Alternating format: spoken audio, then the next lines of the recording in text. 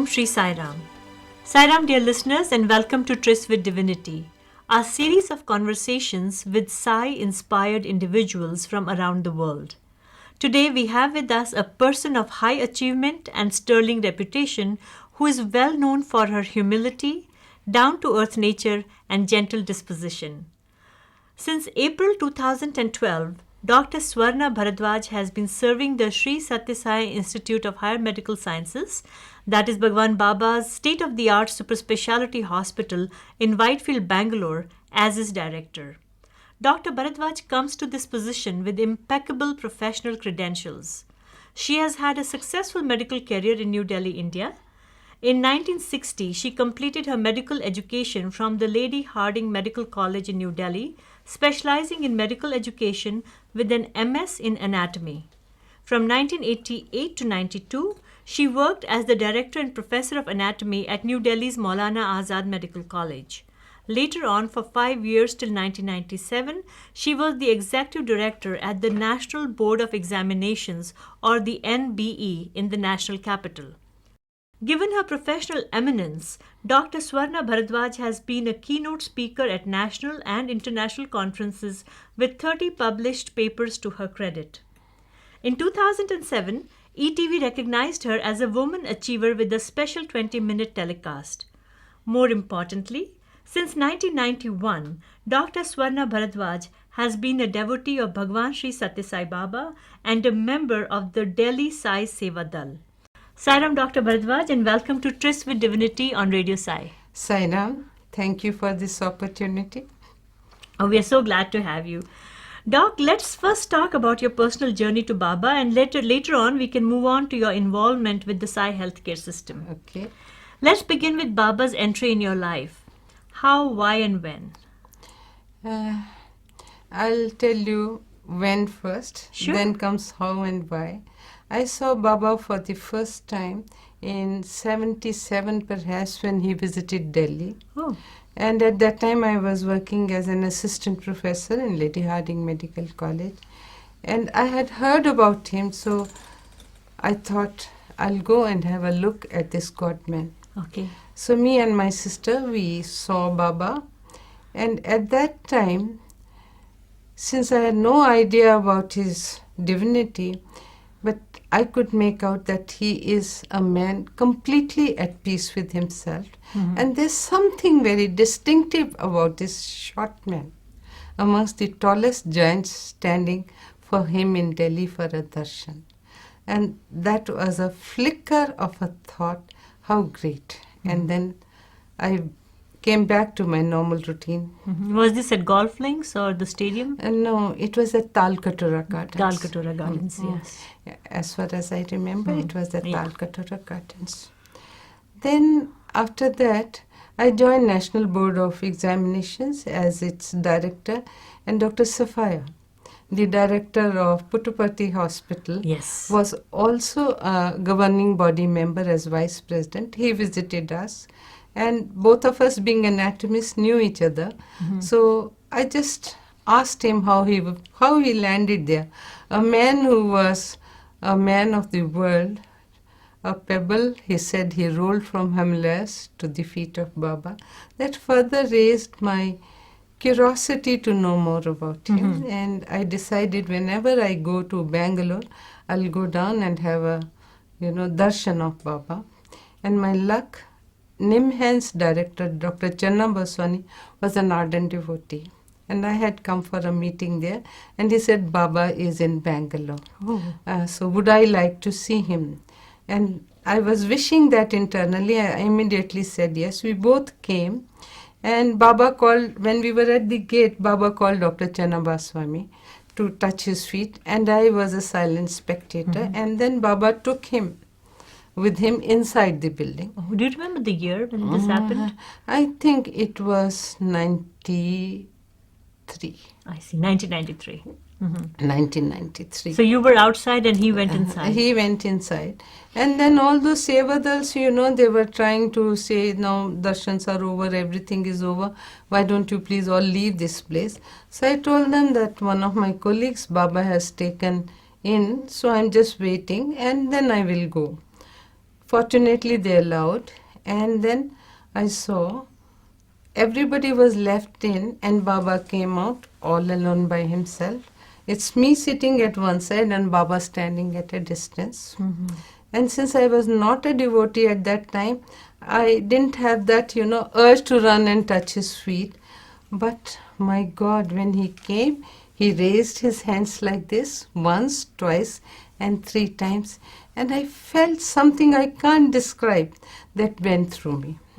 So At that time, you see, maybe the vibration crossed, but I was spellbound for a few seconds, and then we went our own way.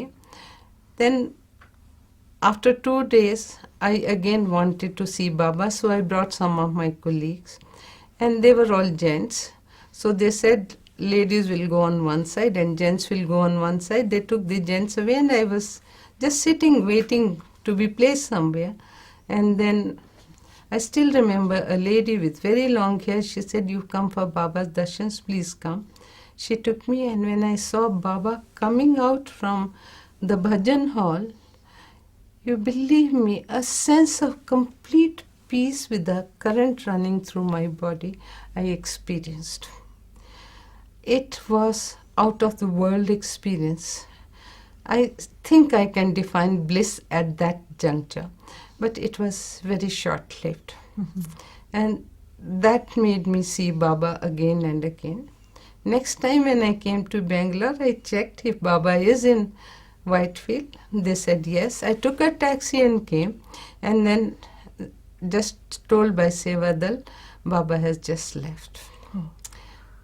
Took it in this stride, and then when my first interview with Baba happened, which I'll describe to you later, he said, "So, you went very disappointed from Bangalore?" And then we went in, and I had come as an invitation from Baba, because at that time, this Puttaparthi hospital was to be recognized for National Board. Since I'm the director, I can't be the inspector, so I normally don't go. But then the message came from Mr. Mahajan that Baba wants you. Then I said, okay. So he said, we can sponsor you. I said, no, neither I will get sponsorship from somebody, nor will I get my TADA from National NDA, Board. yeah. So I will manage. And somehow Baba was graceful enough. I could get the airfare. I saw my bank account, and I had that much amount right that day. And then Dr. Sathya said Baba wants the inspection on a particular date. How do I collect the top experts of the medical field on the same date to visit at my bidding Swami's hospital? Whole night my PS, we all tried, all the top people, and lo and behold, I could get all 4 of them to visit on the day, the time that Baba wished us to reach Puttaparthi. Along with that, I also reached. And after the inspection, then Baba gave us an interview. In that, you all know Dr. Venugopal. Yes, from He AIMS. was, yes, he The was cardiologist. the cardiothoracic surgeon. He was also one of them. So Baba talked to all of us, and then in the end, he asked us to take Pad Namaskar. When I touched his feet, he said, "Doctor, you are a good person, and I bless you." So some other doctors were also there. They also asked, "How about us?" He said, "You are good doctors." He didn't say you're good persons, but you're good doctors, and he laughed. And then he said, "One day you will come." I didn't understand a thing about it, but since he said it, he said it. Then next time I came to Bangalore, I came to know Baba is Whitefield. So I came as a person and sitting in darshan line, and somebody came that there's one doctor, lady doctor, who has come from Delhi, and Baba's calling her. I didn't stand up because I thought there'll be many other lady doctors maybe. Nobody stood up. So second time he said, then I half stood, I was half sitting, not knowing. Then he said, yes, he is calling you inside. Then I went, there was a hall. Baba was seated there. And there were a number of other devotees also, or people who were called for interview. Lot of groups. So one person Baba was talking to, and he said, okay, what do you want, Allah or Om? That gentleman said Allah. So Baba created one ring and gave it to him, and it was written Allah. He was very happy. Then he asked his wife, what do you want? She said, Swami, whatever you give me. So he gave her also a ring with Allah. She was very happy. He took it back from her and it became Om. I was awestruck. He looked at me, he just smiled, and then he was talking to other people. And after that he went into a small room next to that big hall, and for a second I felt that the whole place was a golden glow. I couldn't see any human figure there, just for a flicker.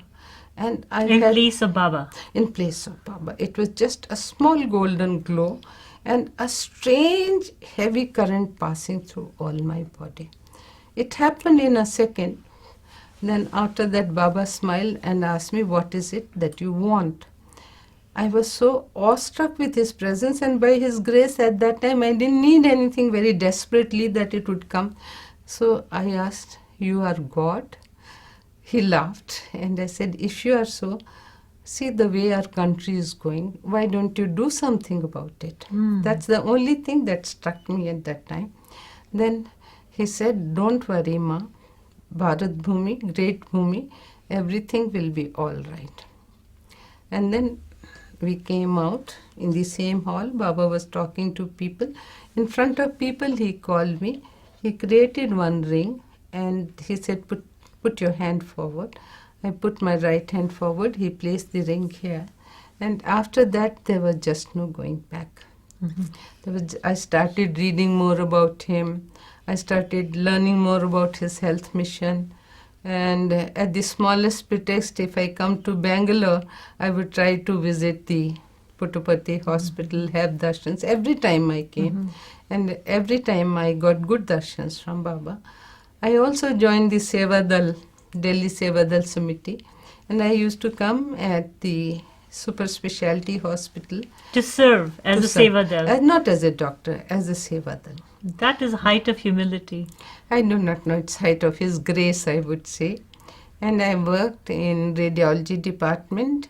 Did the doctors know that you were such an eminent doctor from Delhi? We are not supposed to give our identity to them. Okay. No? So I worked in radiology department. How did it feel? You could actually... You came back to the hospital to head all those people. So you had a real... You know how in ancient times the kings would go in disguise and see how their subjects were No, don't take me to that level. No, but as Sevadal, you got a bird's eye view from behind the scenes, how things were being done in the hospital, the systems were being run. Deliberately, that was not the intention. No, but it so happened. Baba said that Seva is the highest form of service. So... Can I just backtrack here and ask you, you seemed so primed to go in this path. What was your spiritual background? Did you practice meditation? Were you more godly in your outlook? No. I only went to the temple when I wanted to pass the examination. But you were a very bright student. You didn't have to worry about passing exams. No, in competitive world, you don't know where you stand till you really make it. But my mother was a very pious lady. I see. Very pious and always content what he got. And he always told us, whatever God does for you, he knows the best. So learn to accept things. That's the only religious background I can. My father was an Arya Samajist. And we went with him to listen to all these people like Chinmayanandji, then Anand Swami. We did have that kind of background, but there was no ritualistic religious practice in our house. But my father was a strong believer of being a good human being. And I think you inherited that because you're the first person I've ever heard say that they asked Swami to do something for India as a country. It came out spontaneously. Beautiful. It came out spontaneously. And I think the prayer is relevant even today. And more so the assurance, really brightens me up, thinking that we have a bright future, we have to struggle for it. And when I see these movements coming up, anti-corruption, I feel the yuga is going to turn very soon. The yuga is going to turn. Our youth is no longer, turned towards pleasures. They are now turning into, seekers of truth, and it begins as anti-corruption movement. I see a lot of hope, and the assurance is there from my guru, so I have no hassles about it. I'm very sure we are going to walk into a good era where we will have good doctors, we will have good citizens, and we will have happiness and values for life. And we say Amen and Tathastu to that. So you began this coming from Delhi Seva Dal to serve in the Super Speciality Hospital.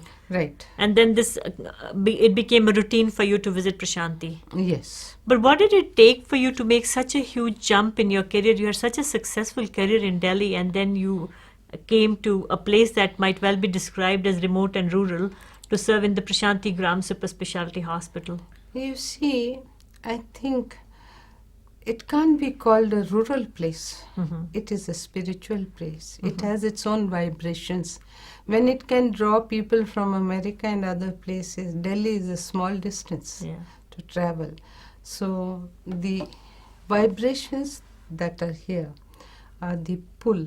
You don't think of it as a rural place. You think of it as a temple. And when you visit the hospital, it really is a temple of healing. And it's a great mission that Swami wanted to complete. Where have you heard that medical care should be free for everybody? Even the government hospitals who try to give a semblance of free hair care, I have worked in them, and I know even you have to send patients to buy Disprin, you have to send them to buy cotton wool, leave aside expensive medicines. So this kind of free service for the poor is in the world only in the Satsai medical institutions. Dr. Bharadwaj, what are your fondest memories? Okay, how did the transition happen? When and how did you decide that, okay, I'm going to leave the corridors of power in New Delhi and move to Prashanti Nilayam to serve in the Prashanti Gram Super Speciality Hospital? For that, I will give credit to the nursing superintendent of Super Speciality Hospital, Prashanti Gram. I was doing seva, I used to clean the corridors, and she was kind enough to offer me a cup of tea. So one day I just asked her, the hospital doesn't look as clean as it used to be a couple of years ago. So she said, Dr. Sophia is not able to make regular rounds.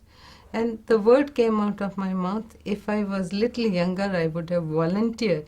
She said, why not try? So that very day I went to Dr. Sophia and asked him that I would like to offer my services. And he said, I'll see. Then I went back, and then he sent a word to her. She had just offered her services. Where is her application? So I went. Fortunately, I never carry a photograph of mine. That day it was in my purse. So he said, you brought a photograph? Yes. So I just gave a brief resume, and I said, in whatever capacity you deem fit, I would like to serve your institution. And he said, I'll try, but if you get it, it's gift from Swami. If you don't get it, it is good for you. These are his words. And I just went back to Delhi. And then his PA once rang up that Dr. Sophia had asked you for your resume. What about it? I said, I've already mailed it to you. And that very day he got it. I do not know what went, but when my resume went to Swami, I hear he said, take her. Oh. Take her. There was no post. And I was thinking I'll be called for academic work because that is my forte. I have a Royal College Fellowship in Medical Education. When I got the letter, it was for medical superintendent. So as Swami offered it, I accepted it. So you just quit your job in Delhi? I said, please give me 3 months, I'll resign and come.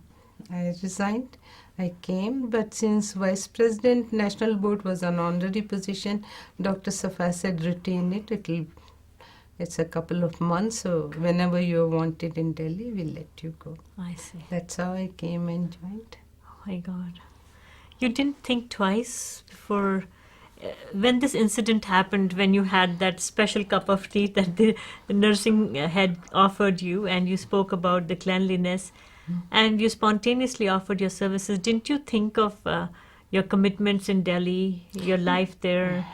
You see, I didn't have many commitments except for a very fond family, and I didn't know how I would break away from them. But maybe that was Swami's doing, because I think I learned that there is a difference between love and detachment then.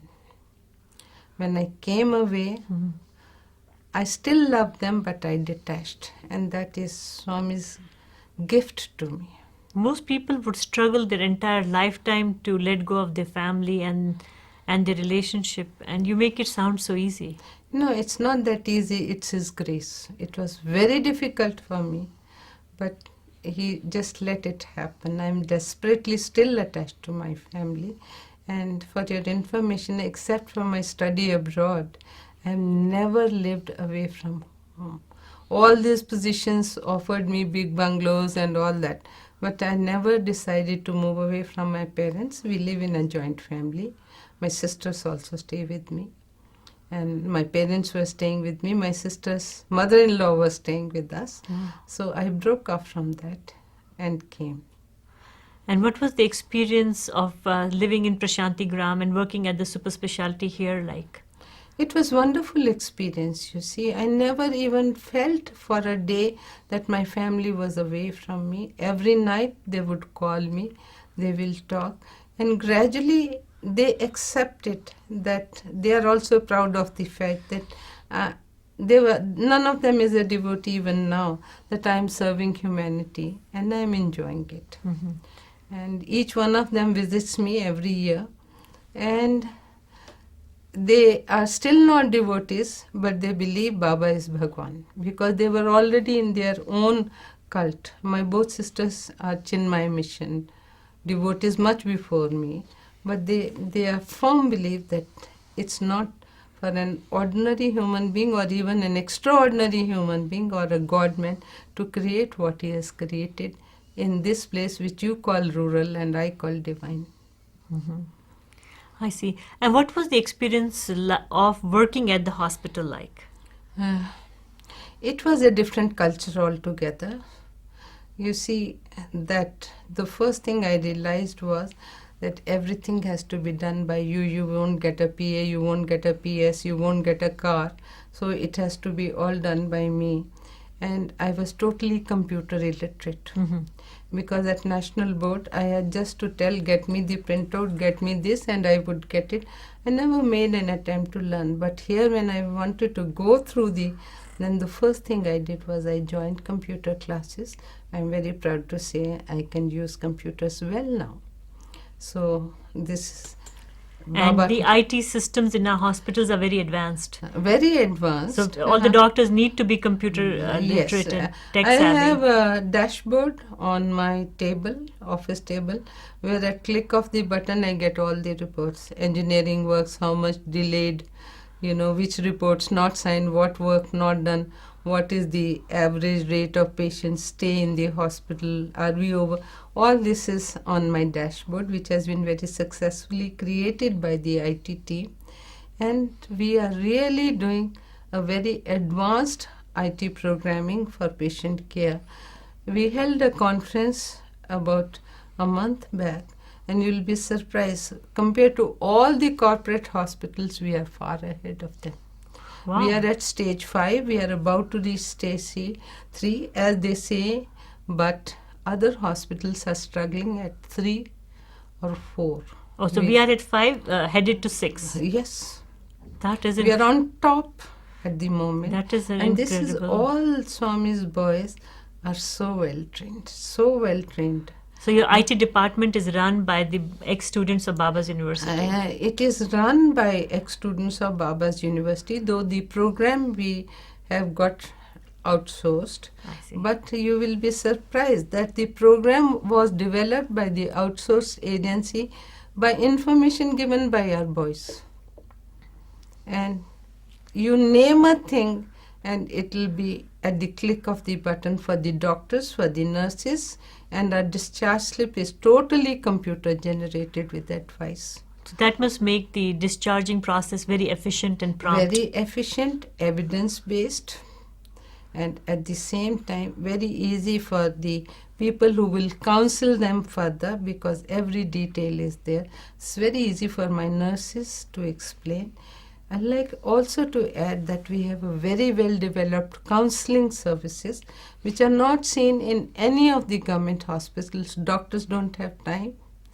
Nurses will just read out what is written, but there is nothing. How the patients, particularly the poor patients, the aftercare is so important. Nobody talks to them about that.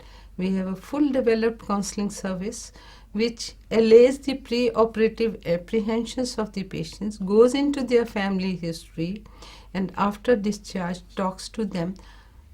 After discharge, post-operative, post-procedural procedures that they will follow, and some of them are followed up by the samitis. I don't think any corporate network has advanced to that extent. Obviously not.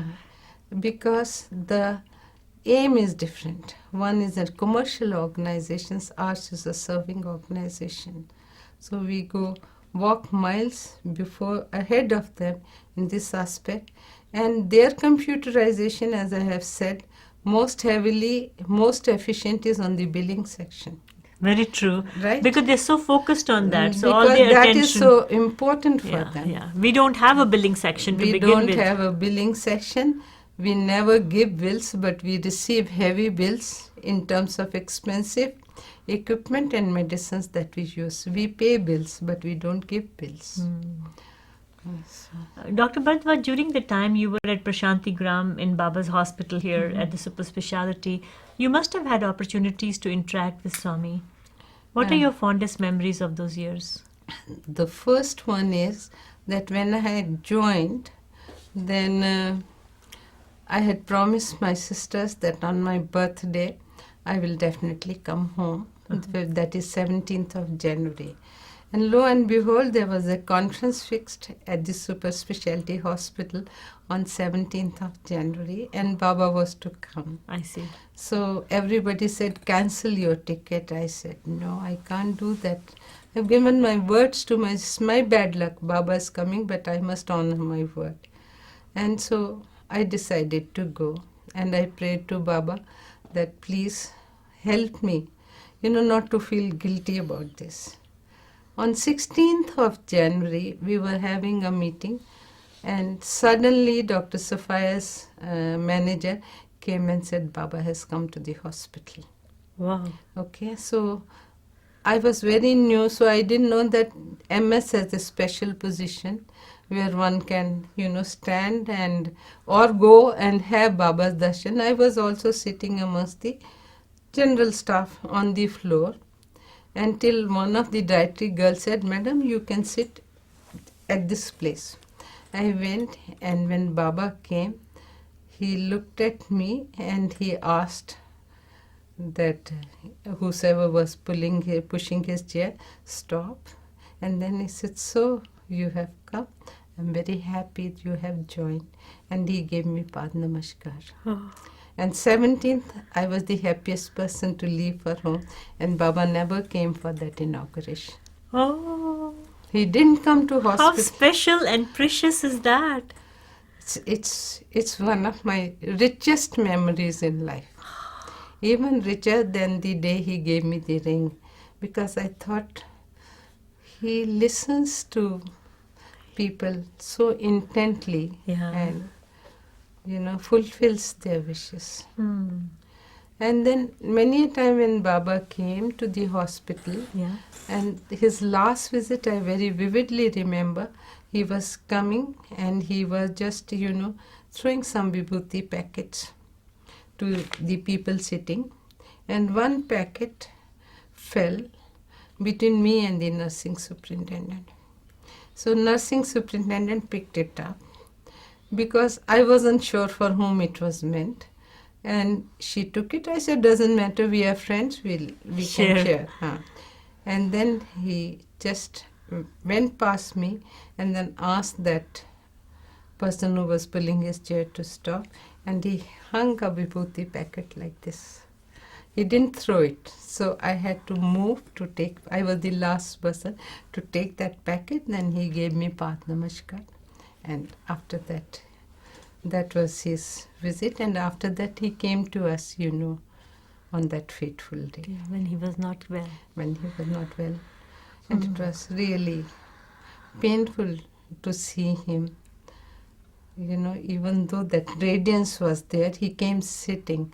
But the thought that he is not well was also painful. But we were also fortunate to have those few days to take care in the physical form, whatever we could do. Were you ever able to go close to the room where he was? I was at the doorstep of the room because being medical superintendent, it was my duty to control who can go in and who cannot go in. I see. So I was all the time sitting there, so much so that we slept in the hospital. We never slept at home because any time we'll need. And I gave the list of people who could enter Baba's, and it was being strictly monitored by Swami's boys and me. So that much was there, but I never went inside unless called by the treating physician for some signatures, because if I go in myself, I can't control my hospital staff. So I was fortunate to be at his door end as a watch person, to be of help to the hospital in controlling people who really needed to go in. Must have been a very difficult time for you. It is surprising that I was so driven by what I had to do that I never thought whether it's difficult or not. You were just consumed by the task at hand. Task at hand and heavy responsibility on our shoulders to see that every possible, conceivable, requirement is met with. And when the inevitable happened, did you feel a sense of regret that the hospital that Bhagawan created and which served so many in his name and continues to serve so many, was where he left his body? You see, I felt, of course, as a human, I felt. But at the same time, his message was loud and clear. I am not the body. Every day when we sat at that door, that reminder came on that I am not the body. And some miracles did even happen when he was sick. At sometimes he would respond, which an ordinary patient in that state would not. Sometimes when people asked, can we give Aarti, he would nod. He would tap to some of these songs. So obviously he is not the body. That message was loud and clear. I think he was giving all of us a time to reconcile to the fact that he is not the body. If it happened suddenly, I think the world would have turned topsy-turvy, and thus his intention was there to give us that time to realize and to take control of the situation. I see. Dr. Bharadwaj, I understand that prior to Bhagawan taking Mahasamadhi, you had indicated to the hospital that you wanted to be relieved of your responsibilities. And then after the Mahasamadhi, we find that you actually moved to the Whitefield Hospital and you're in a bigger capacity with a greater responsibility. Huge change in plans. How did it happen? You see, I had actually come to begin with for 4 months. And it went on to 3.5 years. And I thought that was time for me to go back home. And I was indicating that in November I would complete the time frame, 4 months, maybe 4 years, and I'll go back home. Everybody knew about it. But then this episode happened. Swami came to our hospital. And then after he left the body and became what he is and Mahasamadhi, then I couldn't take it. And I was the first one to put in my resignation. And that resignation was accepted also at the human level. My substitute was selected also. They took a new medical superintendent. And I was all prepared to go home, but he asked for some time to join. And I was asked if I can continue till he joins, to which I readily agree.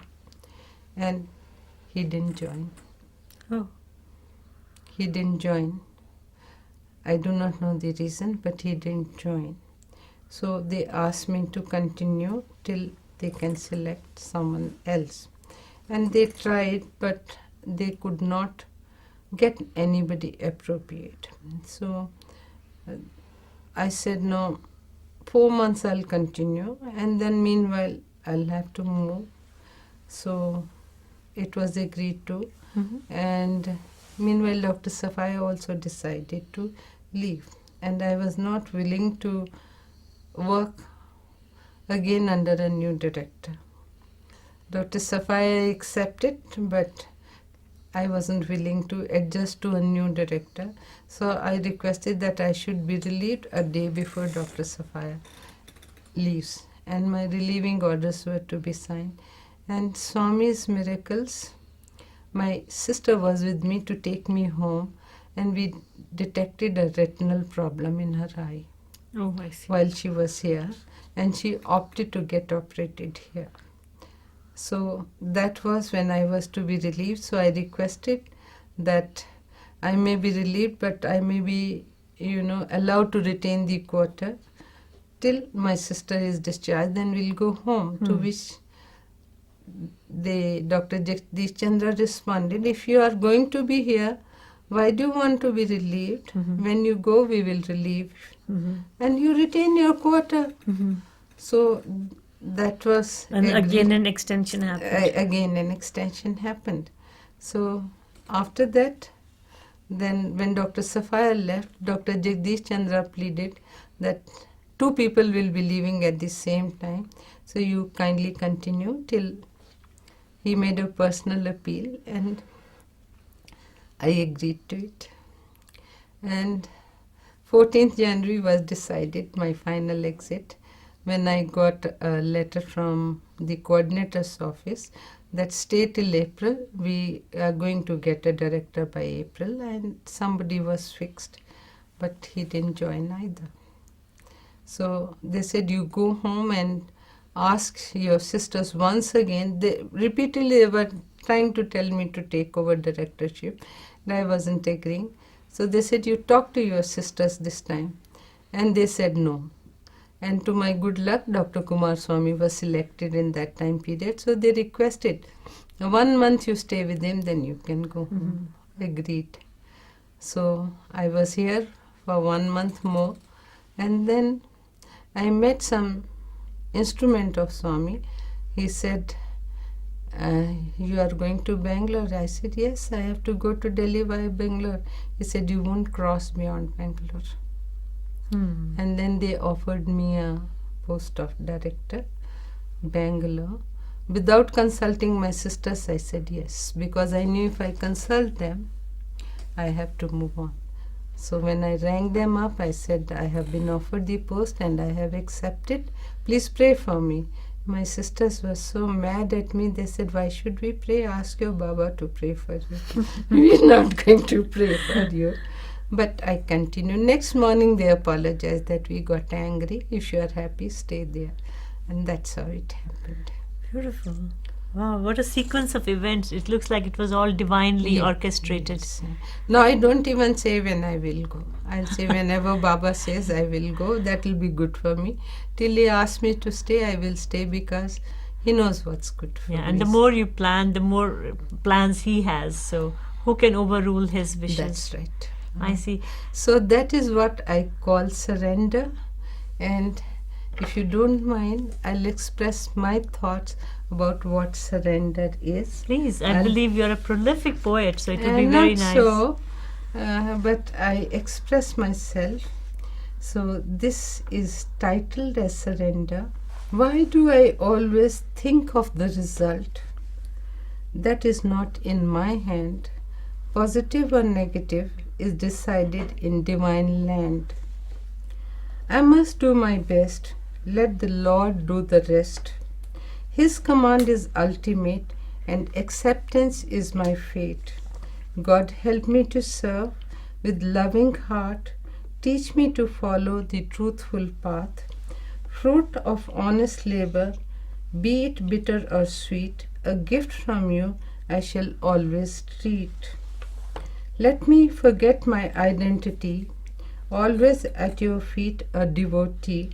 Swami, I need your blessings to serve with devotion, love, care and grace. Oh Swami, please give me a small dwelling in your living space. Sai Ram. It's beautiful. It really resonates, the humility and the sense of surrender that you personify is wonderful. Now that you are heading the sister facility, the Sri Sathya Sai Institute of Higher Medical Sciences at Whitefield, Bangalore, as its director, what is your prime focus? My prime focus is to go with Swami's dictates of health mission, that free treatment does not mean cheap treatment. It must be the best treatment given not to a patient but to a Narayan. So every patient for us has to be God. So my prime focus is excellent health care to every patient whom we treat as God, irrespective of caste, creed, religion, or any such thing. Once a patient is with us, is treated as Narayan, and we are the Sevadals. So my prime focus is excellence for all human beings whom we treat as Narayans. Wow, it sounds so utopian. Does it? It does, and it's happening. It's actually existing. Hmm. It's even though, for example, where from the space I occupy, every now and then I have exposure to profiles of patients who are receiving this treatment, or I have received it myself. It still is so hard to believe that every single day, such huge amounts of love, resources, energy, talent, and money is spent on caring for patients from so many years. How does Swami do it?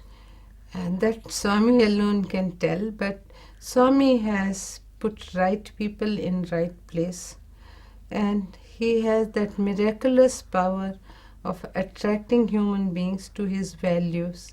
And once you serve with faith, these things happen automatically. We don't find it as a stress at all.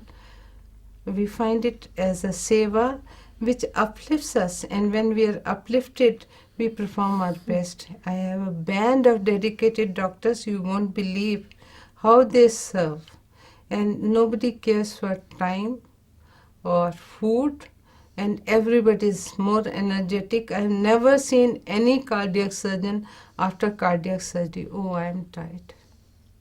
So we'll have to ask Swami how his grace has fallen on all humanity, and particularly people who work with his mission, to energize them into positive energy and think positive. And so many miracles happen. People which we as doctors feel that will not make it, they go walking home. So we always say that we treat, but it is He who cures. God is in charge. Now, what do you see as the main challenges ahead as we go on this? I have several challenges, particularly after Swami's Mahasamadhi. People always ask us, how do we manage? You will be surprised to see the hospital is running as it was. The trust has given us all we wanted in terms of equipment or other facilities, and we are continuously keeping the same standards. My challenge is to go ahead with Swami's mission that we should be a center of excellence and a model hospital which can be replicated by other institutions. So my challenge is to maintain that, and that's not a small challenge. Maintaining that in the medical field where progress is going on in terms of technology, computerization, digitalization. We have to constantly keep pace Yes. with the equipments and training our doctors to use that equipments. So the challenge, equipments, the trust is very supportive. Whatever we ask for, we get. And the doctors, the challenge to train them. We are sending doctors for training. We are also conducting training programs for other doctors in fields that they are not proficient with, so that the humanity gains. We are also trying to push up our research because we like to be innovative. We are tying up with the university students also to devise our own, materials to make medical care, that can be approached by people who are not so well to do, so that we can use these devices in other institutions. Not only that, we are going with the world standards of accreditation. You already know that the National Board of Examinations, which is the highest body which confers postgraduate And which you were associated with so closely. For a long time. We are accredited in all these subjects that Super Speciality Hospital is having, and our results have been excellent. Compared to other institutions, we are doing well. So that shows the caliber of our doctors. So the excellence of faculty also is a challenge for me to maintain, because medicine has become more of an industry than a service. So the amount we pay, we are still getting doctors. That's Swami's miracle, and dedicated doctors. This challenge is to be maintained. Then, being a free hospital, there are millions who are wanting to be in the hospital. Swami's aim was to create a model institution for others to replicate, because 1 or 2 or 3 or 4 hospitals cannot take the load of the entire country. So we have huge waiting lists. To manage the waiting list, to set priority standards, these are all challenges for me. Then to upgrade my paramedical and nursing staff, because unless they are upgraded, good doctors are helpless. So to organize training programs for them. Then also to let the other national and international medical institutions know that such a model is possible. We organize international and national level conferences, continued medical education programs, and all these are challenges for me. And to get into the rapidly advancing field of medicine, to be trained and to keep on training in the national interest. I mostly invite doctors from abroad so that they know about us and we also can learn from them. I have number of visiting doctors from abroad. We also encourage observers. Particularly, many observers wish to, medical postgraduates want to be with us to see how we work and how we produce such good results. So I have people from Cambridge also are not tying up with us to see how this model works. The University of Cambridge. Yes. So I have lot on my plate, but Swami will help me chew all that, I hope. And we would like to remain the excellent, the modern hospital, be it as you call a remote place like Puttaparthi or Bangalore, with divine vibrations. And the socially conscious people are the ones we need to talk to replicate these models. I am constantly in touch with these certain corporate hospitals that some moral responsibility they owe to the society, and they must participate. If they can't replicate the whole hospital, some of their beds, more than the government desires, should be reserved for patients who cannot pay for themselves. At the same time, I am willing to take a small service from them if they want to visit us for a certain period of time to serve the poor patients. Unless they know what we are doing, they won't be into it. And surprisingly, whosoever comes says, I'm willing to give you 8 days of my life in a year, and so on and so forth. So this is an indirect challenge for me to carry Swami's health mission forward. So this sounds like the dream healthcare system, what you're describing, and it actually is functioning. We have a prototype that's really doing what healthcare. I remember Mr. Ratan Tata mentioned this is how healthcare ought to be delivered. That's what he saw in the Sathya hospitals. Why then do we not see more such hospitals coming up? Some are making attempts. Some organizations are making attempts to do so.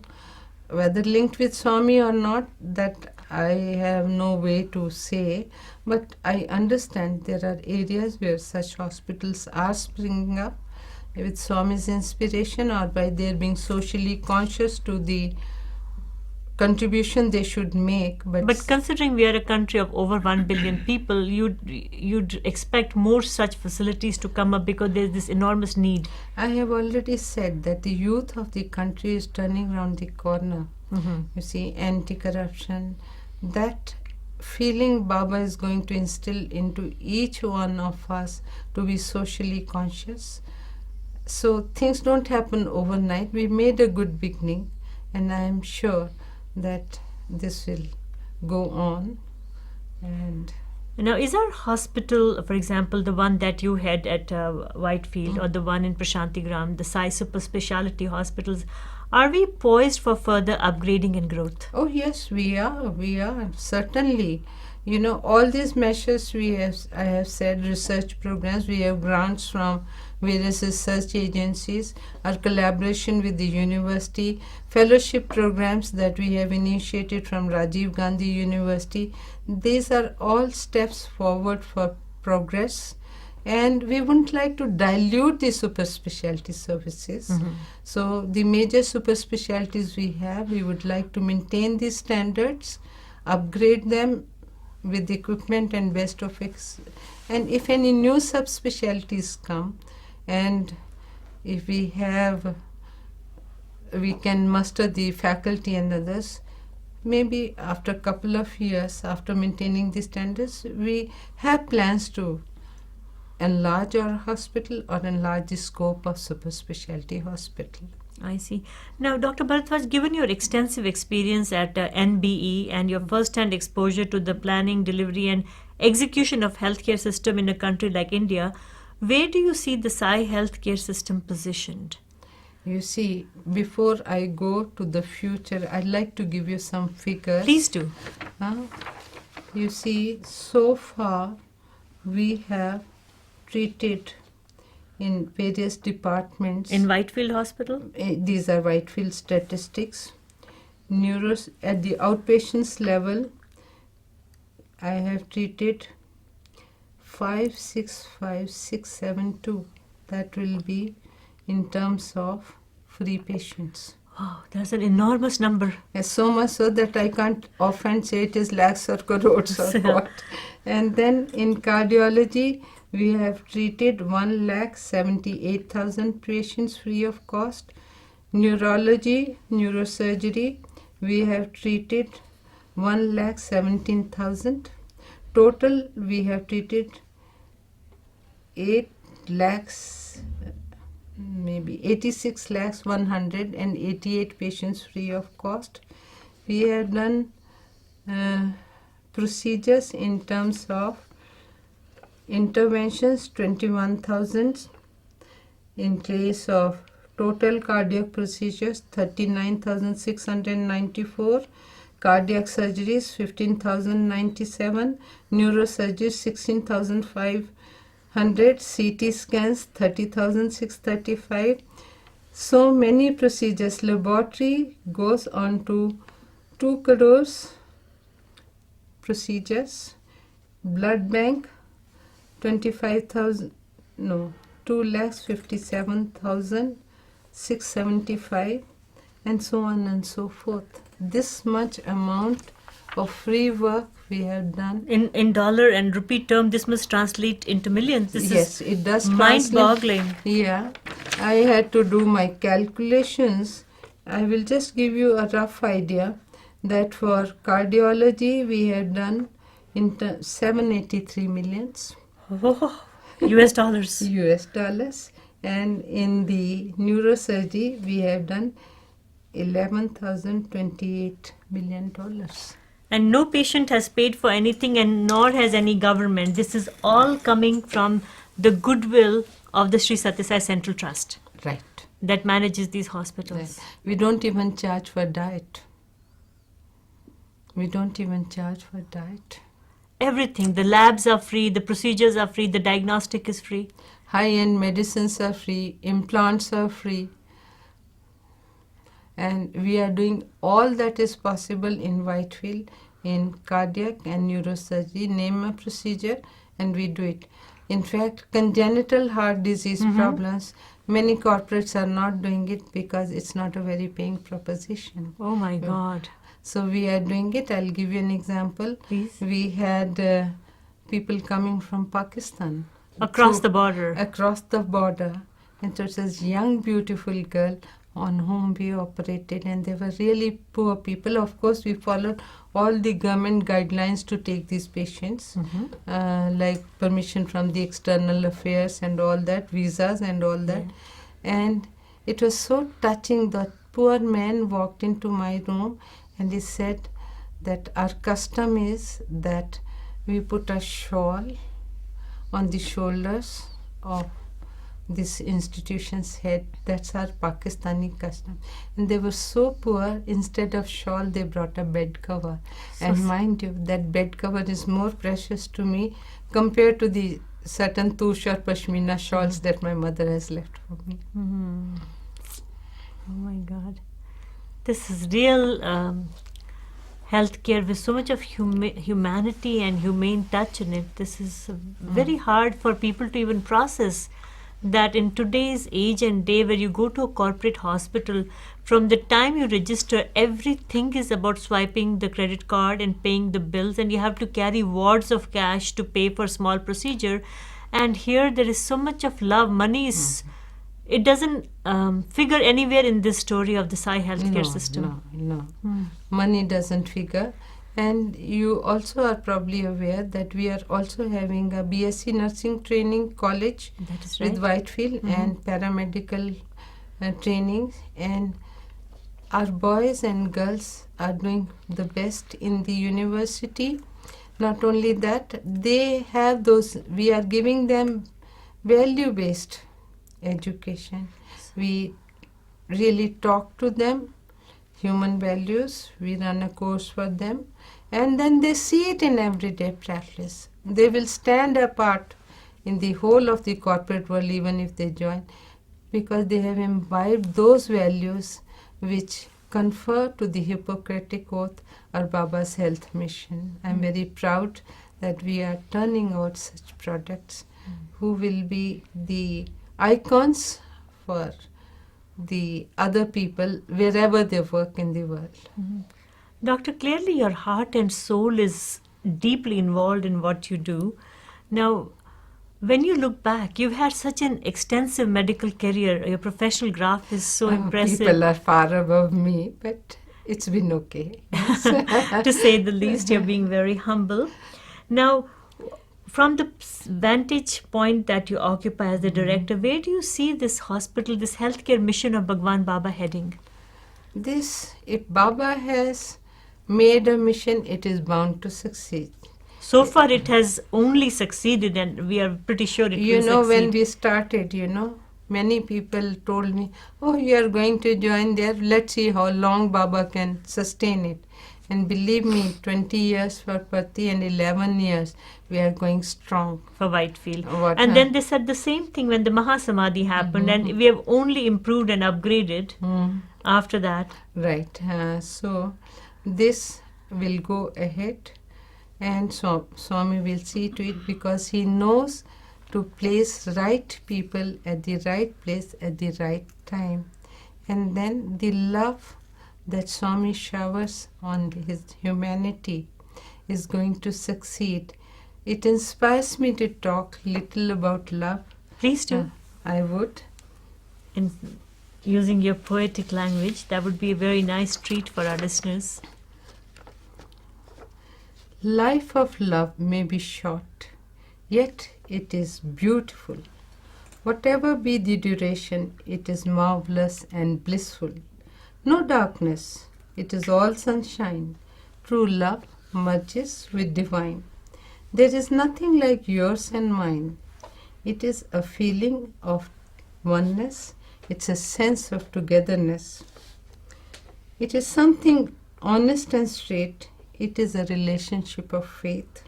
Sigh, let me live in love that is pure, and I shall merge with you, I am sure. Your name on my lips be eternally, even if I live like a human externally. Love is God, love is supreme. Let love be my only dream. We all carry this message, and I am sure we are bound to succeed. You come across like the philosopher king, an administrator who's also a poet, and you're so deeply involved in the work you do. It seems to be your life's mission. What are your final words, your parting words to the listeners of Radio Sai?